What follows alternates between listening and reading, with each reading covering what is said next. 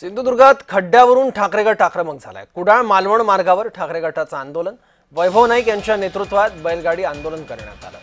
सिंधुदुर्ग जिल्ह्यातील कुडाळ मालवण राज्यमार्गावर पडलेल्या खड्ड्यांच्या निषेधार्थ ठाकरे गटाचे माजी आमदार वैभव नाईक यांच्या नेतृत्वाखाली बैलगाडी आंदोलन छेडण्यात आलं। मागील काही दिवस या मार्गांवर पडलेल्या खड्ड्याबाबत सोशल मीडियाच्या माध्यमातून करण्यात आलेले रील्स चर्चेचा विषय बनले होते।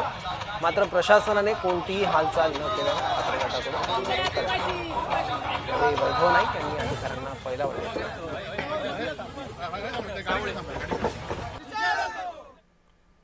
माझी इथल्या पालकमंत्र्यांना, माझी इथल्या खासदारांना, माझी इथल्या आमदारांना विनंती आहे की तुम्हाला जेव्हा कधी वेळ असेल, जेव्हा तुम्ही जिल्ह्यात याल, आमच्यावर टीका कराच। तुम्ही हिंदुत्वाचा विषय तुम्ही घ्याच, उद्धवजींवर टीका कराच, मत चोराच तुम्ही, परंतु या रस्त्यावर सुद्धा जा।